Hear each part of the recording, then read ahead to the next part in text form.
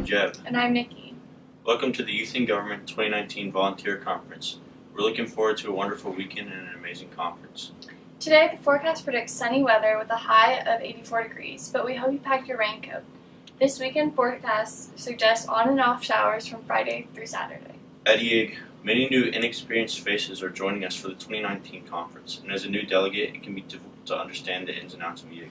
The CDC reported an E. coli outbreak across the state of Tennessee. More than 20 people have been infected in the state of Tennessee, and more than 72 new cases have been reported across 5 states. No deaths have been reported yet, but precautions still should be taken. Make sure to avoid eating raw food, fish, and poultry products. Here at EIG, we've hosted a couple of intense interviews between our court lawyers. With debatable issues like cats and dogs and pineapple and pizza, and here are heated debates between our youth and government lawyers. Today we are debating some very serious topics. Up first, ketchup. I am Jenna Wykand, and I think that ketchup has kind of a tangy flavor to it. And it's not really my favorite. If I'm eating fries, I'd rather have honey mustard. And if I'm eating chicken, I'd take honey mustard or ranch over ketchup any day because it's just so liquidy compared to other tomatoey substances like a tomato perhaps, or a small tomato, or like a pasta sauce. And the pasta sauce is so much more neutral and, in my opinion, more flavorful than ketchup, especially not homemade ketchup, processed ketchup. It's extremely liquidy and it leaves horrible stains, and it ruins so many nice white clothing. And it's really just overall more of a detriment to society than a benefit. Okay, well, we all love ketchup, right? Except her, apparently. But ketchup is the perfect thing with fries. I mean, that sweet, tangy flavor with the savory, salty fries. Just, you know? Alright, and now your rebuttal? Actually, I don't know. While we can agree that ketchup is indeed tangy, I think that the point of ketchup is to add flavor, and the flavor of ketchup is just not good. So while the fries could be up here on the flavor, look at the flavor of the fries could be up here, the ketchup is down here, and it neutralizes and makes them just average fries. Like that time we reviewed Chick-fil-A fries versus Five Guys fries. We did that over spring break. Never mind. Thank you. And your rebuttal? Okay, well, first of all, we agreed that the Five Guys fries were better with ketchup than without ketchup. And second, yes, it may neutralize the flavor, but that's what makes it so great. They both of them combined just make this awesome pair. With just fries on their own or ketchup on its own is not as great as them together. Well, I hope ketchup on its own isn't very good. Alright, thank you so much for your time. Welcome back. Continuing on the subject of very important, very serious debates, we now have pie versus cake. Okay, cake is so much better than pie for many reasons. One, there's no such thing as birthday pies. There's only birthday cake, because cake goes with your birthday. And cake is iconic for birthdays. You have the cake with your name on it, or some favorite colors, and your candles, like either like some numbers or how many candles so old are you on the cake. Like, it's beautiful. Like, what do you think of, like in TV shows, movies, like iconic. Cake is iconic. Pie, cake comes in so many different varieties too, and it's just so moist, and especially like when the icing is gooey, like, oh, icing, like, I love icing. So like moist cake with good, gooey, warm icing. It's so good. Alright. Well, you say that cake comes in many varieties, but I have to bring up the fact that pie comes with multiple different types of pie. You can have your normal, like, fruity pies like cherry pie and apple pie, but then you can have like meat pies, and you can have it for many different times of the year. Like pie is a staple of Thanksgiving, a tradition of America. And without pie at Thanksgiving, there hardly is a Thanksgiving, and that is very important in our society. So pie is what America is. It's the essence of who we are as a culture. It's round and full of crust, beautiful crust that can be just absolutely breathtaking. You bring up the fact of icing, but compare that to a beautifully crumbly, crunchy crust that you can have surrounded by your awesome apple pie. And your rebuttal? If pie is America, then cake is the world. It's a global scale. Pie, like where is, like people in Europe, like what is pie? Like people in Asia, what is pie? But people know cake. Cake is global. Everyone loves cake. I mean, of course, some people love it more than others, but everyone loves cake because cake is worldwide.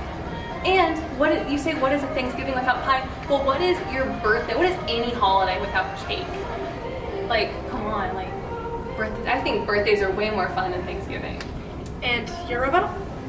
You say that birthdays are better than Thanksgiving. Now, I don't think that's universal. Some people can't stand their birthday because of cake, you know? Because cake is just this like overly sweet, overly covered in icing and colors and candles. It's too much. Pie is simple. We can all relate to it. It's something that we all need in our lives, and we are nowhere without pie. This is why I conclude that pie is way better than cake. It's false. Thank you for your time. Come to the conclusion of our very important, very serious debates with arguably the most important and serious debate. Cats versus dogs. Okay, first of all, I have 2 points to make. Dogs are loyal. Dogs are fun. And third, dogs are reliable. Who's ever heard of walking a cat? You don't walk a cat, you walk a dog. When you walk a dog through the parks and through the streets, everyone comes to you and is like, oh my goodness, look at your dog, can I pet it? You don't do that with a cat. Cats are lazy. All they do is sit around the house all day and eat your food and, poop in the kitty litter. Dogs are always just gonna run around the house and they'll play with you, and they're just better. And they're always gonna be there for you. When you're sad and when you're upset, your cat is not gonna be there to comfort you. Your cat is gonna look at you. You ever heard of the grumpy cat? The grumpy cat is just gonna look at you and then walk away. Your dog will be there for you until the end. They're gonna just cuddle up with you and tell you that life is gonna be okay. And you? Okay, I would like to stress that cats are better than dogs simply due to the fact that cats can dispose of their litter properly. They know how to do it and they don't make a mess. Cats typically do not pee or poop in the house due to the fact that they have a litter box. It is also important to recognize that, once again, cats are cuter. They make cuter sounds. Like, what's so cute about a bark? There's absolutely nothing cute about a bark. It's terrifying. It is also important to notice that cats can maintain themselves. They're fully independent. You don't even have to take care of your cat for it to be happy, because cats are independent creatures. And finally, I'd like to state that cats usually have more respect for their owners. It's been scientifically proven. That's it. And your rebuttal? Well, my rebuttal is that dogs are more purposeful. Dogs can be used for an array of different things in life. They can be your pet, or they could be your guard dog, or they could help disabled people that have to use them to help move around in life. And they can be the dogs that the policemen use to help catch criminals. And that makes them more loyal and more reliable to use, because you're able to train them so that they can, number one, take care of you, and number two, take care of themselves. And your rebuttal? Okay, I'm actually quite conflicted with the fact that you said that cats are not loyal and they don't help you when you're in times of need. Actually, I find many times my cat comes to me when I am sad, and he definitely cheers me up in a lot of situations. Cats definitely do have situations where they are fun and active. especially when you get laser pointers and you use that. Thank you both so much for your time. Thank you. Every conference at YIG, we have some interesting bills. Here are some unique bills that bring up debate and questions. Hi, I'm Karina Angel, and today I'm going to be interviewing people about their unique bills. I'm John Bashir. And I'm Derek Chen. Can you give me a short description of your bill? Yeah, so our bill is changing the time of the state of Tennessee to only daylight savings time. So no longer normal savings time, just daylight savings time. And so what this will do is our sunset times will be pushed back later. So in the winter, instead of the sun setting at 4:30, it'll set at 5:30. Yeah. What was your inspiration for that? So John and I were getting really sad in the winter blues, so to speak. And we thought that it's mainly caused by the sun, because without the sun, a lot of seasonal affective disorder happens. So we wanted people to be exposed to more sunlight during the day and get more vitamin D.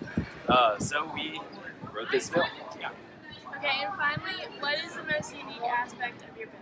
I'd say if this bill is passed, we'd be on one of 3 states who actually changed how time works in our state. So I think it's pretty monumental for the state of Tennessee. It's time to make a change. Thank you. Now I'm here with... Hugh Stacy. Ella Stacy, siblings of Beverly Stacy. Can you give a quick description of your bill? So our bill is basically trying to achieve lowering the point percentage needed to round up a grade. So instead of 0.5 needed to round to a full point, it's going to be 0.2%. And what is the inspiration for your bill? Well, Ryan has never had... Jerry Sandusky, probably. Ella has never made an A in her life. And so we really wanted to help her with that. And yeah, and we also really want to thank our mom, Beverly Stacy. I'm really just trying to find my place in life. I don't really know if this is it. And well, yeah, that's just some inspiration from us.